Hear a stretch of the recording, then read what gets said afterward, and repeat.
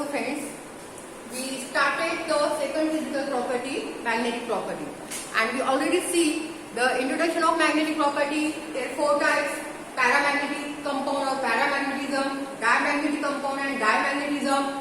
Third one is ferromagnetic compound and ferromagnetism, and the last one is antiferromagnetic compound and antiferromagnetism with suitable example. Now we will see the instrumentation of magnetic compound. Means we find that whether the given compound is paramagnetic or whether the given compound is diamagnetic, and the paramagnetic and diamagnetic, these are the most important type of magnetic compound, and this is the just simple structure of instrument, and the instrument which is used to find out magnetic property or magnetic nature of a given compound, that instrument is called as magnetometer. The instrument which is used to find out the magnetic property of any given compound, that instrument is called as magnetometer, and one scientist, that is the name of that scientist, Boyle, he give a simple method to find out the magnetic nature of a given compound, and that method is called as Boyle-Valence method.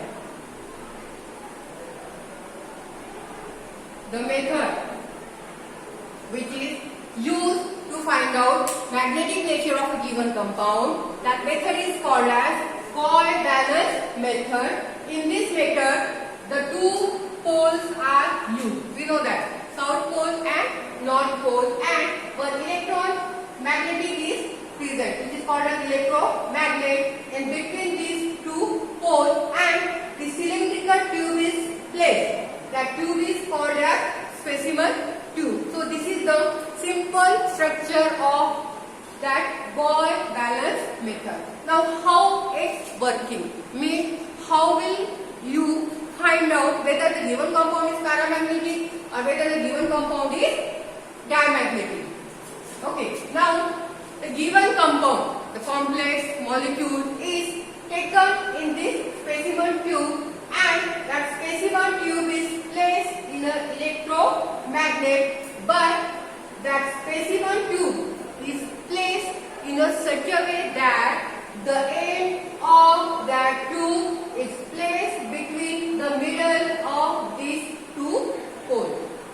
Okay, this is the Boyle-Valence, in which it contains two poles, and between these two poles one electromagnet is present, and that electromagnet having one specimen tube which is attached with wire in upper side. In specimen tube, which is also called as cylindrical tube, specimen tube is placed in this electromagnet in such a way that its end is in between these two poles, and we take the given compound, complex or molecule in this specimen tube, and we supply or we switch on the switch, and the light supply is passed through this electromagnet.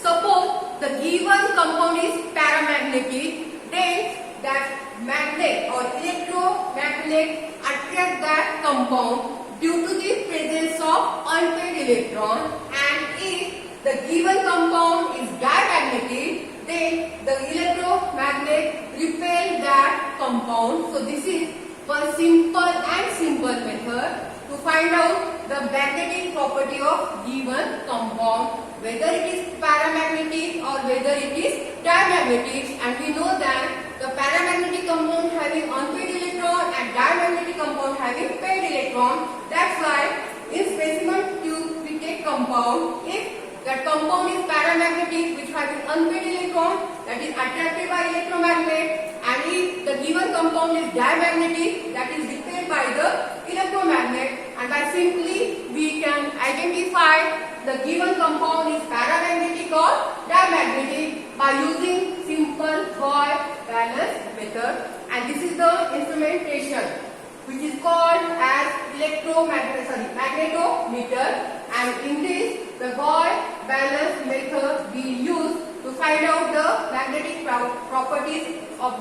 given compound. So this is the so simple. Now last we will see the application of magnetic property, where it is used. The magnetic property we will see. Now application.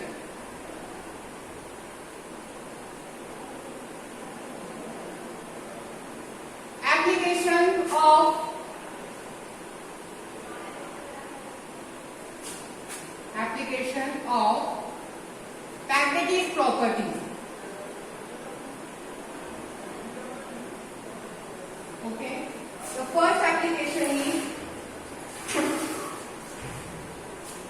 first to find out magnetic moment.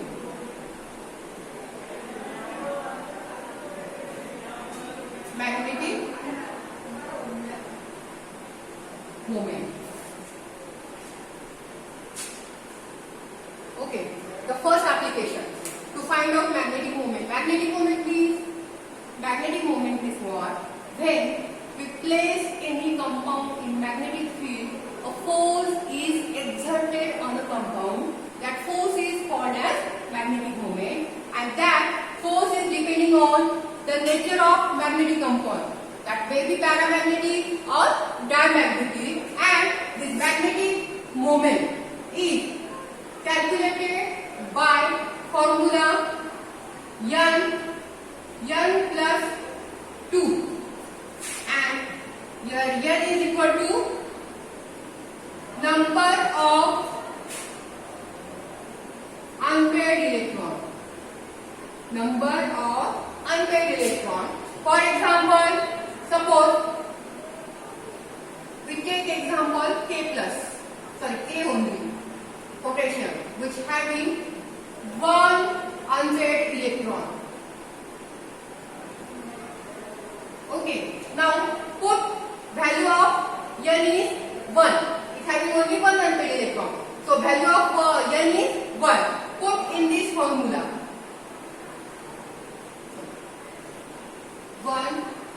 1 plus 2. After calculating this, it is equal to 1.73, but the magnetic moment is always calculated in a unit. That unit is called as Bm. That is the unit of magnetic moment, and Bm means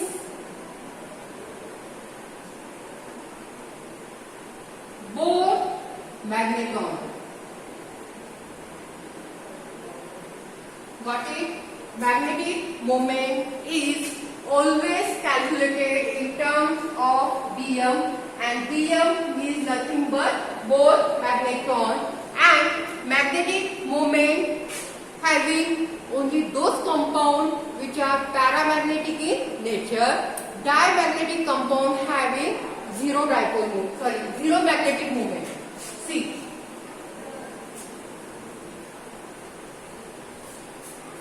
same example. K plus having zero unpaired electron,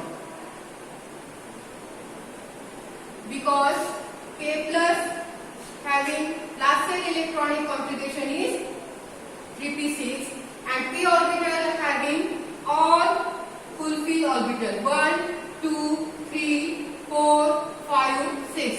No unpaired electron is present, and the all diamagnetic compound, not only K plus but all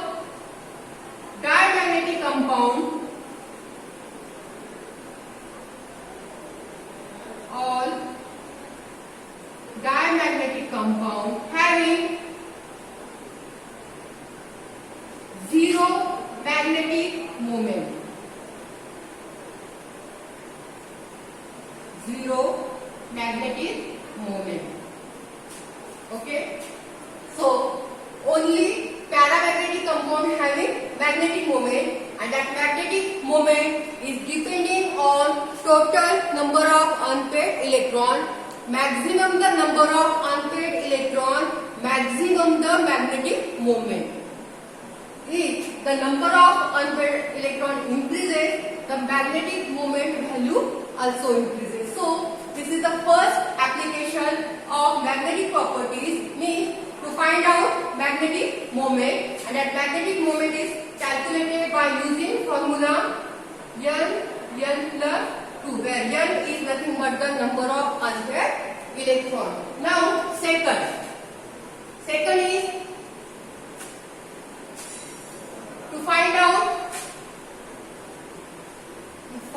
the nature of compound.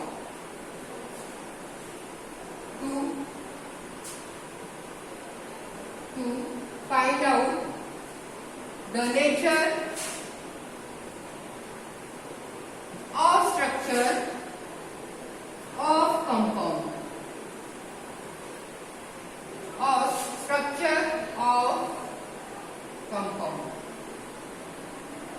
Okay. Now this is the second application. Okay. To find out the nature of structure of compound, the magnetic properties, mostly we say that magnetic compound are diamagnetic or paramagnetic, but the magnetic properties depending on magnetic susceptibility. Magnetic susceptibility.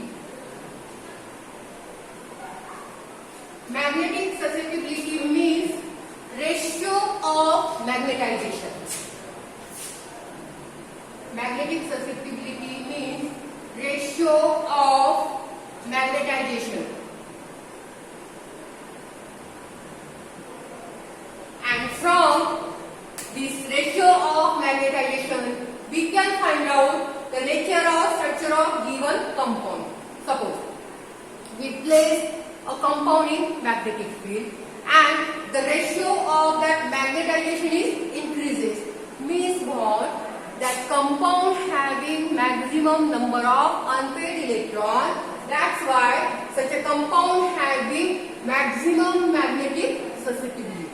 And that compound is most stable compound. And suppose we place another compound in magnetic field, then that compound is slowly magnetized. Means what? That compound having lower value of magnetization or ratio of magnetization is lower.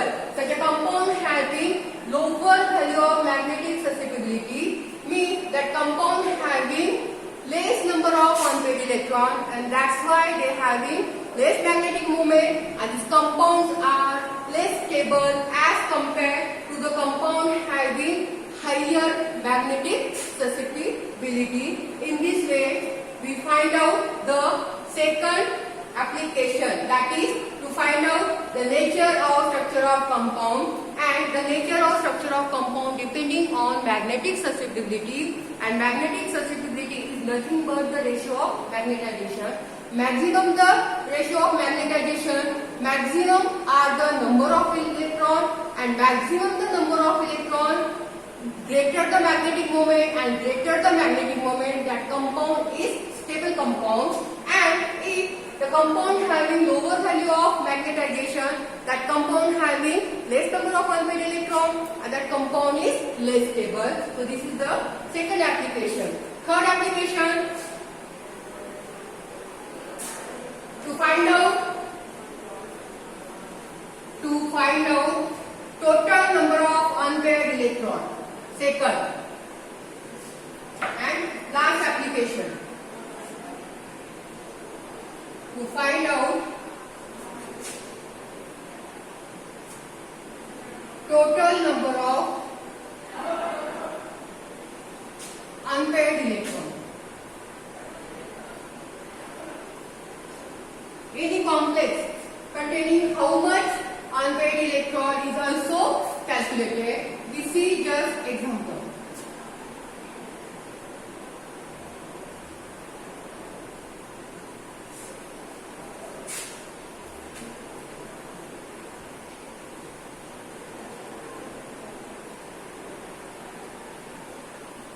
See,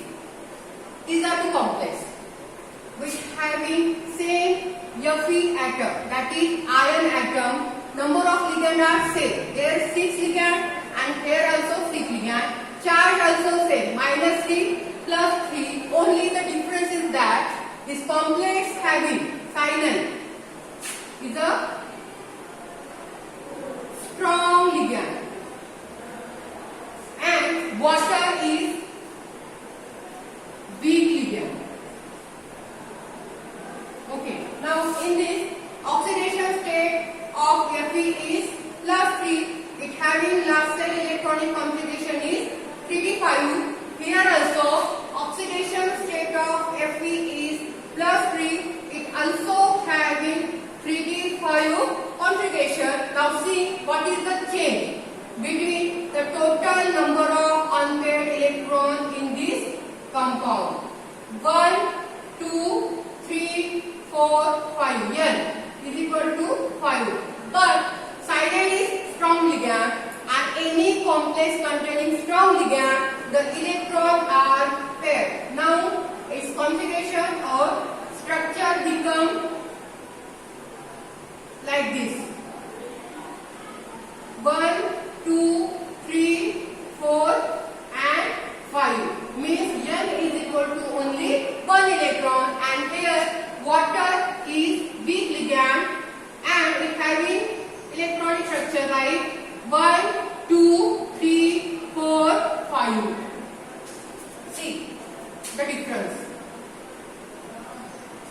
The last application is that to find out total number of unpaired electrons, and we take example of two complex, hexacyano iron complex and hexaaqua iron complex. Their metal are same, Fe and Fe. Number of ligand are same. Here 6 ligand, here 6 ligand. Charge also same. Only difference is that here cyanide is a strong ligand and here water is a weak ligand. The oxidation state of Fe is also same. +3, +3. Last cell electronic configuration is also same, 3d5 and 3d5. But in this, because of cyanide is strong ligand, the electrons are paired in this orbital. That's why this complex having only one unpaired electron, and in this, because of water is weak ligand, the electron remain as it is, it does not get to pair, and this complex having 5 unpaired electrons. So this complex having maximum magnetic moment and this complex having less magnetic moment. In this way, we find out the total number of unpaired electrons, and this is the last application of the magnetic property. Okay, now in next video lecture, we will discuss about the last physical property.